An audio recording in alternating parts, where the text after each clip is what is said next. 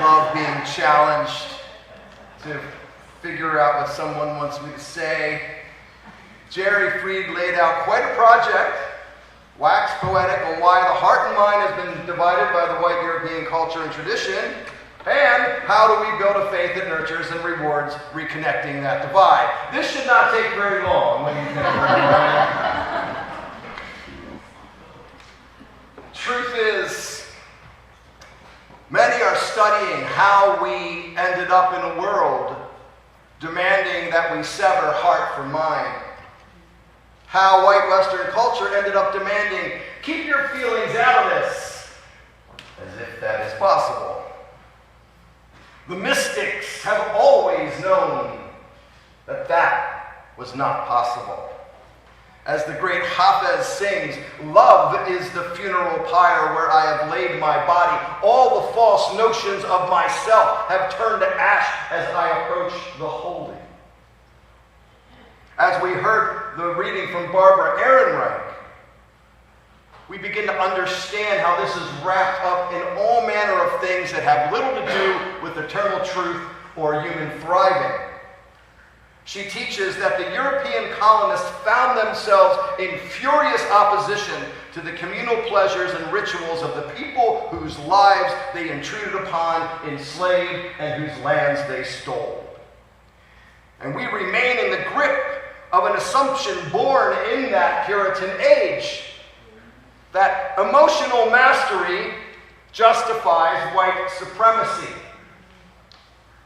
By 1600, Western European Puritans had banned public festivals of joy like Carnival, labeling them as the devil's work.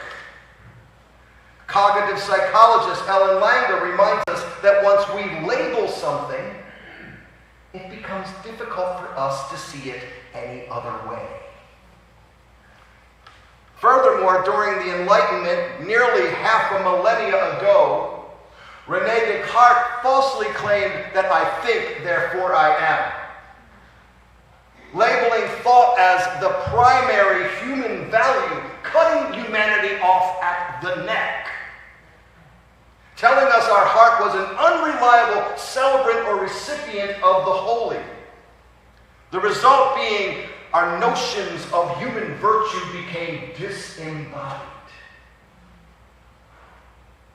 Truth is, thought is not reliable and isn't even universal. We can almost not even have the same thoughts, you and I. I know the feeling of sadness. I may not know, say, what anti-disestablishmentarianism is, and if I did, my definition would probably contain different words than yours and a different slant. My tears, however, are almost identical to yours. What was unknown 500 years ago, and what they may have resisted knowing because they loved the power their supremacy was giving them, is that human thinking happens not only in the mind and the brain, it happens in the body. It is moved and informed by our feelings. Indeed, the most powerful indicator of what we think and what we value is our emotions. Neuroscience has demonstrated that our emotions participate more in our decision-making processes than logic, reason, or anything else. Studies have shown, I'm told by our own Shirley Matthews, that when folks lose the emotional centers of their brain, they have a hard time making decisions. Feelings, however, are more similar between people. Perhaps a closer and more truthful adage is, I feel, therefore I am. Indeed, laughing and crying, trembling and loving are way more alike than what and how we think about anything. So how do we achieve a healthy and appropriate heart and head balance? How do we reassemble our humanity? You know, as an electrician, it was expected in that world that I leave my feelings at the gate. One job site actually had an arrow outside the job site pointing down to a trash can, commanding, "Leave your feelings here." As if that was possible. Have you ever met any electricians on a long job site? Struggling to understand their predicaments? They happen to be like other human beings. Now, I'm not encouraging unbridled emotionality, for goodness sake. I'm not saying that our emotions shouldn't be examined by thought or shaped to fit the context and the setting. Of course, it should be. But we need a balance, and we've been tipped too far towards the head for half a millennia, if not longer. And we need spaces, and we need permission for the healthy, adequate, and fulfilling expression of our emotional truth, where we are held and supported, if not rewarded, for sharing that. And I believe this congregation is and can be such a place. Indeed, this restriction on our emotional selves, psychology has taught that what results is uncontrollable emotional expressions emerge, and they are seen as symptoms of deep hurt and fear and trauma because there was no place for the adequate and healthy expression of those truths. And like everything in our lives, of course, we must examine what we feel. We must ask, am I feeling this way? We must ask, why am I feeling this way? Why am I feeling this way in this moment, in this place, in response to this person, this situation, this statement? I encountered a community that seemed not to cherish that examination once. I was visiting my great-grandma Lula, that was her name, Lula, in Moberly, Missouri. And I saw there, in that community where she lived, the contortions that banishing collective joy and emotional maturity can create in people. Moberly is one of those places that you can just feel wants to embrace that Puritan fear of their emotional side. But strange things result. The pub we went to eat lunch had a "no dancing" sign on the wall. This was 1980. It could have been a setting for that movie Footloose, right?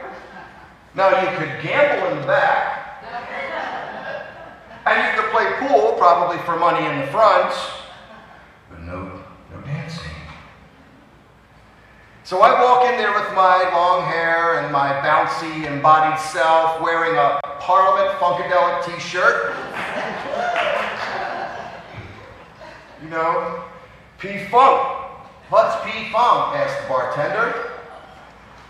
Well, let us just say, after my expression of my love of that music and what it does to, well, my body, he uttered his disdain of funk, soul, or anything that was, well, let's be honest, not white, in rather blunt ways. It was one of those towns. Have you been there? I walked over to the jukebox, hoping to find some P-Funk, but of course I didn't, and it wasn't even turned on because, of course, there was no dancing. I lived what Ehrenreich calls that fear of embodied joy, and I witnessed one of its abscesses, racism. Add to that my long hair and the stares that I got, let's just say I didn't stay for dessert.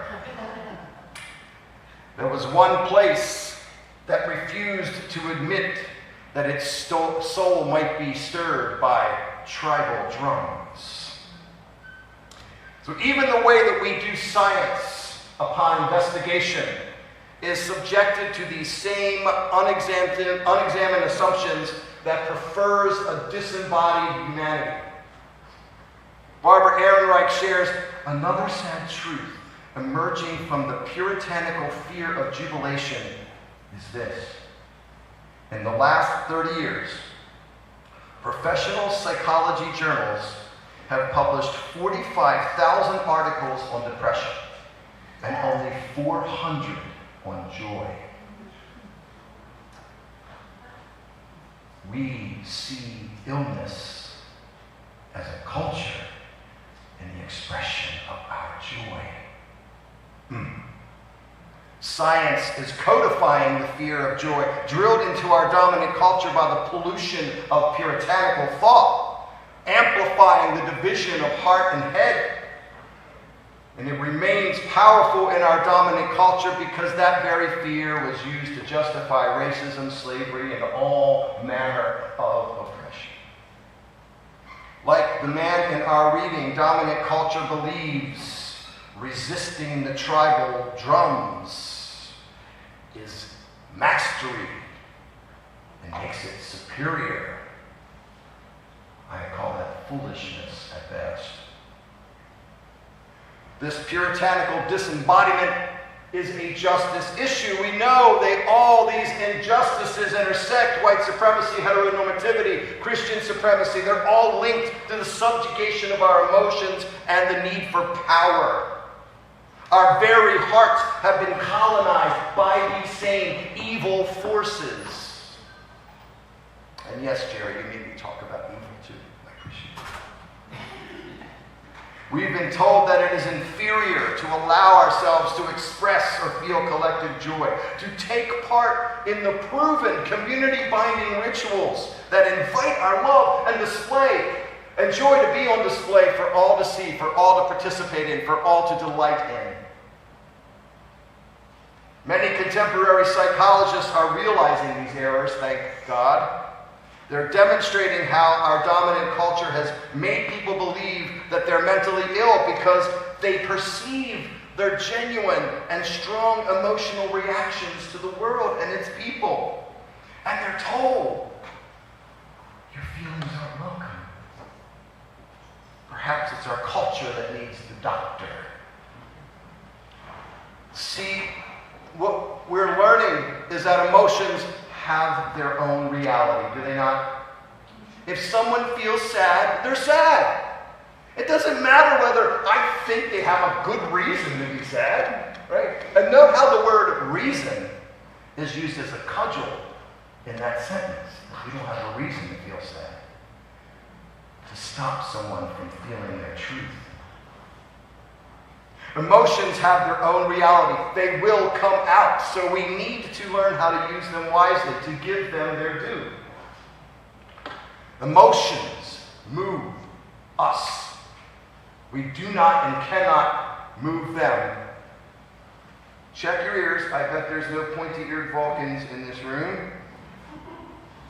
This is why emotional time is so much slower than intellectual time. We can change what we're thinking in an instant, but we cannot so nimbly change what we are feeling. And sadly, many lack the skills to realize that when they cannot stop thinking about something, it's probably not thought. It's their minds being hijacked by buried, unsettled emotional concerns. In those moments, even though we think it's in our heads, it is our hearts crying for attention. We cannot keep our feelings out of it. So we must shape our emotions into adequate and appropriate expression. Give ourselves space and permission to examine why we feel this way right now about this before us. Indeed, we need a theology, a practice, an academy to teach applied love.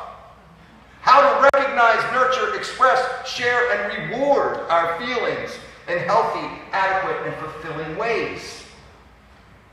I believe Jerry believe that this congregation is such a temple of the heart. Moral philosopher Jonathan Haidt teaches in his book, The Righteous Mind, that our emotions are primary in our brain's decision-making processes, especially when we make moral judgments. Haidt shares how humans decide more with emotion than with logic or reason, using the following metaphor. He depicts our moral reasoning as a small human rider on top of a wild elephant. The elephant is our emotional self, our habits, tendencies, feelings, judgments, assumptions. And that rider is our intellect. But the rider has little, if no, power to influence the elephant's movement. Indeed, it's the rider's job to serve the elephant. Since we live so much of our lives in the mental spaces of our intellects, and we're rewarded for doing that. We live within concepts in those parts of the brains that we call rational. We think it's the rider who's in charge, but it's not. The evidence shows we answer our moral questions based primarily on the intensity of the emotional weight we invest in arriving at a particular result. Whether it's because of our allegiance to a team or a life philosophy or other issues of feeling. So the elephant moves where the elephant wants, and then the rider, our reason, rationalizes our movement to make us seem that we're using cold, hard logic. The rider lives to concoct believable theories of why the elephant moved where it did, why it was the right thing to do, and even perhaps why others who do not do it that way may be in error. But all of that rationalization comes after the elephant has decided and moved. This is the crux of Jonathan Haidt's moral insight. We cannot keep our feelings out of it. Haidt claims our reason exists to serve our emotions as we make moral choices. And when we're not aware of this fact, we wind up spending a lot of time defending the indefensible or moving in the wrong direction. I'm sure we might see a little bit of this afoot in this country right now. I believe it's what Jesus meant when he cried, "Why do you see the speck in your neighbor's eye but not the log in your own?" Why are we blinded to our own truth while assuming another's falsehood? It's because we assume correctness without adequate examination. We forget, or perhaps don't know, that intuitions and emotions come first and reasoning second. The myth of emotional mastery or emotional supremacy is dangerous. As philosopher David Hume famously claimed, moral reasoning exists to explain and defend our moral feelings. We think we're capable of making decisions with just the facts, but that has been proven by neuroscience to not be true. And it is a corrosive myth. Because we have come to value an insufficient definition of the intellect, one that ignores the body and the emotions' contribution to our understanding, we've devalued a significant part of our humanity for at least 500 years. We cannot keep our feelings out of anything. So we must compose ways of living that enable emotional depth and truth. We must cultivate a wise heart, a compassionate mind, an intentional body, a strong spirit. We must court, feel, respect, and express our emotions with maturity. Indeed, I believe often in communities, specifically a congregation like this one, where we can feel nurtured and rewarded for bringing our full selves, where a balance can be struck in a space that permits emotional depth and truth to be shared. This is an avenue of salvation for each of us individually and our culture. So we work together to strike such a balance, to honor heart and mind, while never assuming anything about our neighbor. Like, I don't understand why they're so sad, or why are they so joyful about that? Instead of just appreciating the fact that they can feel with truth and depth. We have no idea what lurks and sings in the hearts of one another until we give them space and permission to share.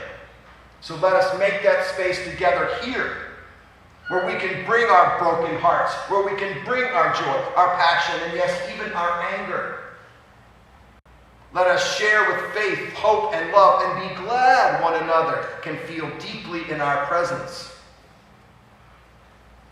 Because I believe witnessing that truth, that emotional truth, to reconnect our disembodied humanity, is the holy dancing to be seen and celebrated and shared. Together I pledge to work with you to create such a congregation, such a practice, such a community, to be a model of love for this world.